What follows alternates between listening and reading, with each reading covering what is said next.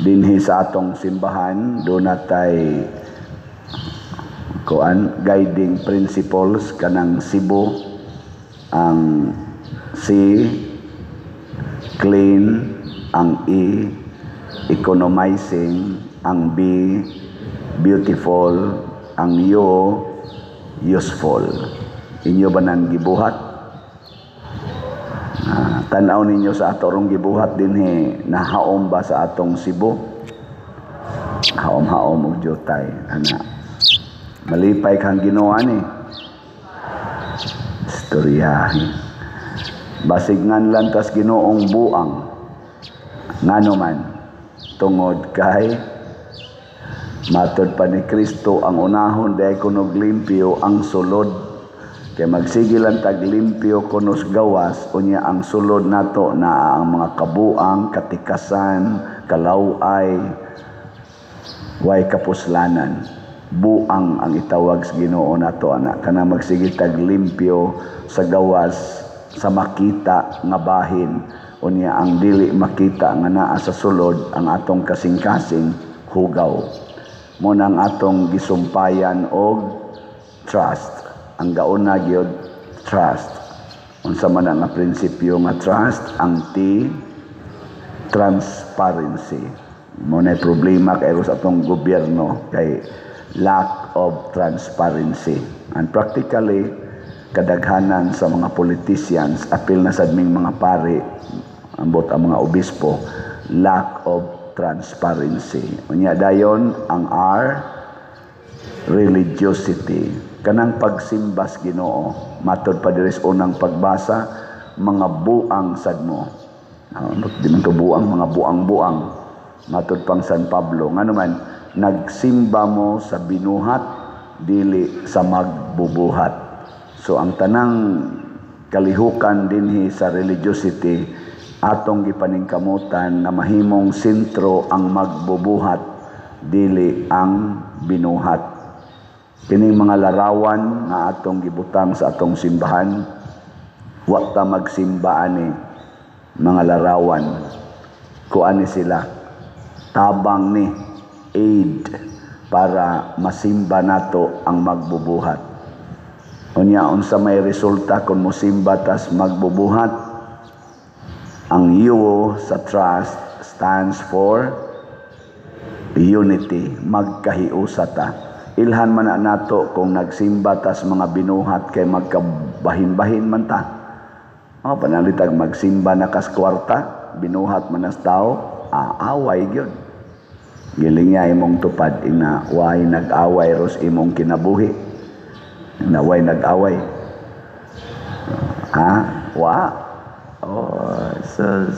Basta magsimba na kas binuhat, sama nang musimba na ka imo nang i-idolize ang usa ka tawo. Away gyud mo panalitan imong bana iyan nang i-idolize ang inyong silingan. Awa na patay ka asawa diha. Ana mga anak ang i-idolize ang cellphone, patay. Away ginag ang ginikanan. Ana i-idolize nimo ang imong manok, bana, siging hapyod sa manok, nya wagi ka hapyod sa asawa o sa mga anak, patay ka diya.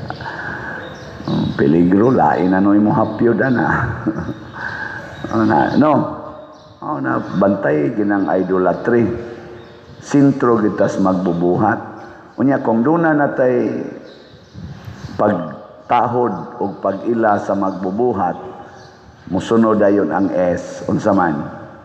Service, alagad. Mualagad data sa Ginoo pinaagi sa katawhan nga iyang gibutang diha sa atong kinabuhi. Muna dinhi sa simbahan, ning kamot gitag alagaray, sige gitag alagad. Ako ni silang giingnan dinhi atong mga staff, alagad yun. Kining tanan atong gibuhat, kining tanan nga ato mga slat-slat, unsa man na siya, pag-alagad. Congratulations diay kay malamposon kay ng atong segunda patron nga selebrasyon. Pagpaka nato kay daghan kay nang alagad. Grabe gikan sa mga tiwasonon hangtod sa mga tiguang hangtod sa mga youth, grabe kayong pag-alagaray gikan sa atong LGU hangtod gyud sa mga workers dinhi simbahan nag-alagaray ta.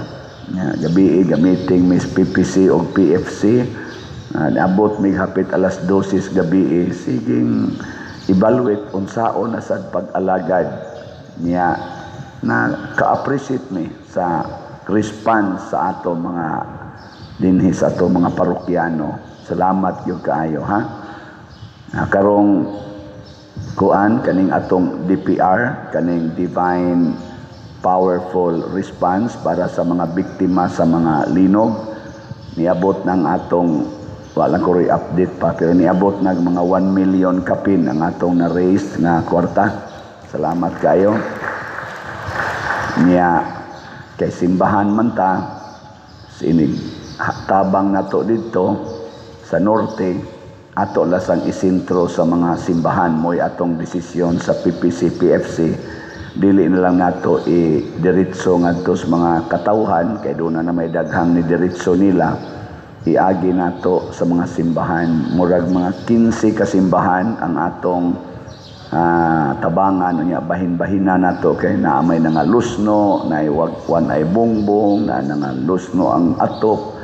So dako kayog tabangonon kanang atong itabang nga mga 1 million kapin, murag sa nagsinsiyo ikumparar sa ilain pa. Pero may na lang kayo nga maka bahin-bahin ta kay ikaluyan man sa tas Ginoo, wa man sa tagai og damage ang ato dinhing parokya kining atong simbahan.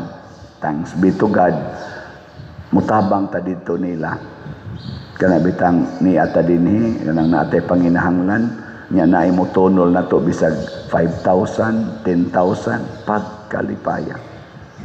So ang amo rong initial nga gihuna-huna nga matag parokya atong tagaag tag 5 kasako nga bugas nga naay tag 5 kilo pack dito sa sulod, tag na po man na sumahog og 50 ka 5 kilo ang kada parokya lang atong ihatag, unya 25 to 50,000 tingali ang atong ihatag, depende las damage atong i-share na cash para magamit nila. So muna atong mga plano, service na siya. Nya gikan sa na ninyo nga nibati. Nya dita mo hunong sa pagsigig dawat ani kay karon man Lunes ang atong pagpanghatag, yampo na to maayo ang panahon. Dili man na kay masulba dayon ang ilang sitwasyon. So kung naana sa tay matigom nasad og pilay atong matigom gikan karon padung sa Lunes, mo na itong ibahin-bahin nga to nila basig mudako-dako pa ang cash or mudaghan-daghan pa ang bugas nga atong ikabili nila sa kada parokya. So mahibaw-an na ini kasabado tingali, Sabado or Bernes, karong Bernes makita nato ang actual gid natong madawat sa DPR. So kung napamoy daghan dang ikahatag para ning atong biktima sa linog, para sa atong mga simbahan dito ug katawhan, ala ibutang lang na dire si Archbishop Abit na asad siya ay atong archdiocese ug ang ubang mga simbahan naapod sila ilang pag-raise og funds para gyapon itabang. Sige lang, bahin-bahino na to ug asa ninyo gustong itonol. Basta kita dinhi maningkamot ang inyong gihatag magamit gid nato. Naka-spent na ta og mga 115,000 out of 1 million kapin nga atong nadawat. 115,000 na ang atong na-spend sa lain-laing sitwasyon dito sa kanaganing norte. So sige pagitani. Unya kung magsige na tag-alagad, gamiton gid nato sa pag-alagad ang atong technology. Muna ang T sa trust is technology. Atong gigamit ang modern technology nga magamit sa pag-alagad sa maning atong online nga mga misa, kining atong mga TV monitors, ang atong Hilifans, nya kading ato sad nga lingkuranan, ato na ning ilisan. So kamong mga niangkon atong 13 ka o 14 ba to? o 13 ka lingkuranan, ato tong i-convert sa bag-o nato niyang lingkuranan. Dugangan na lang to nato. Pero nga tong kneelers, idayon to nato katong 4 ka kneelers. Nya maghimo tag bag-ong lingkuranan, kaya ang desisyon dili na lang ni nato i-repair ang kanini ang damage na kaayo nga mga lingkuranan nga kahoy, nga maghimo tag design tag bag-o, kaya man sa ni magtupong ang iyaning sizes kadto didto mubo nga kanining sentro tag-as, nga kanisang tag-as na sa diferensya ang ginagmay sa iyang size, no, nya nga lata na ng iyang kilid kasagaran, nagi pang agay-ay ug ato nang repiron ang agay-ay to nas ilawom mulata ra gyapon na og padayon. So may paato na lang ginang ipang-distribute ngadto sa mga kapilya.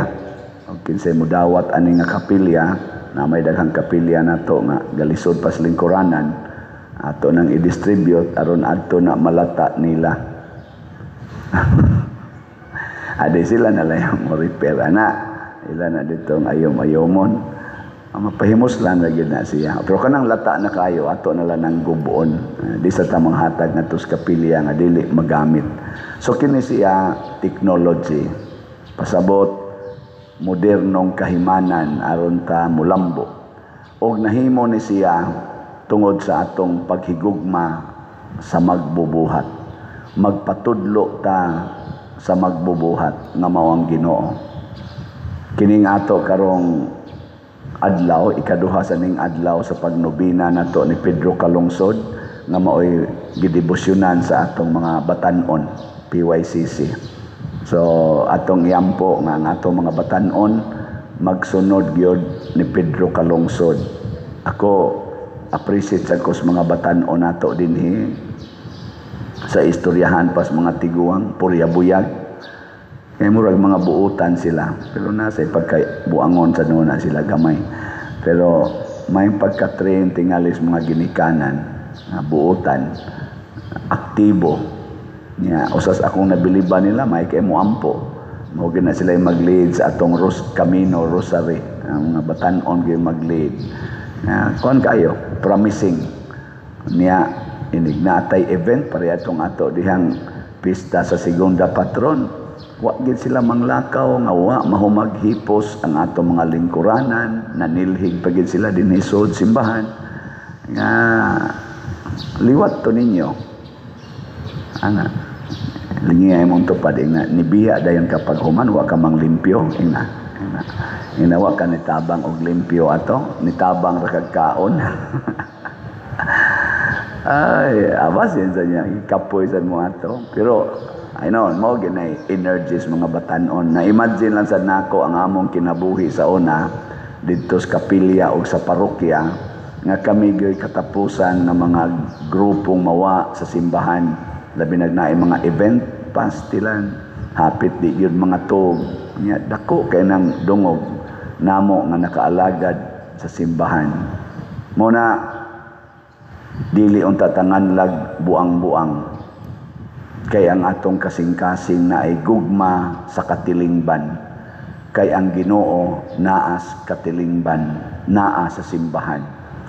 Muna ato mga government officials, ato silang iampo ug hangyoon, love the Filipino community. Love the Philippine country, mga politicians, labi na mo dang nas executive, legislative ug judiciary. Labi na gyud mong mga elected officials, we elected you to serve the country, not to corrupt the country. Palihog lang kay grabe na kay taron, gawas nga gilinog ta sa natural nga linog nga niguba sa atong mga kabtangan, gilinog pagid ta aning ato karong grabe kayong panag-away sa atong mga politicians nga mga selfish interest ra gyud ang hinungdan. Siging away. Inconsistent kay sila. Ang unit team nahimo na rong anti-team. Anang inconsistent kay inyong mga gipangbuhat kamong na as executive, elected officials, nakita gina namo ang inyong pagkabakakon. Kay sige mog promise og unity, nituo sad mi ninyo, nya karon wa na gyud bisag gamayng effort to do the unitive actions. Wa na. Away, papriso, impeachment. Maunay kay nagsulti pa mo ana kamo na as executive, kay gi-elect man mo og sa legislative.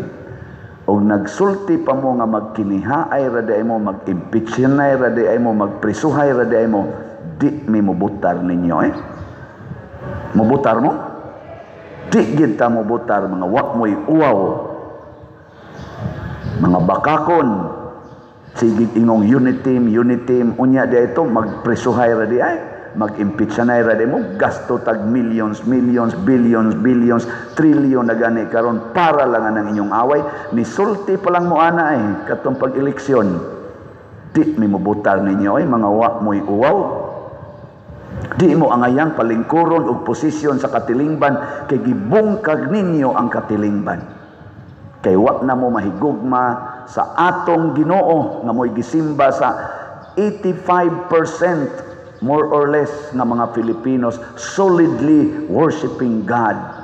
Pero kamong mga elected nga mga official sa gobyerno, wa mo magsimba sa Ginoo.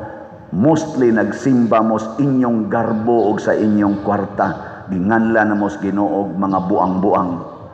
Og mura kitag mga buang. Siging gasto anang papriso, anang impeachment, anang flood control nga wa nay control, pulos na lang flood. Wa na.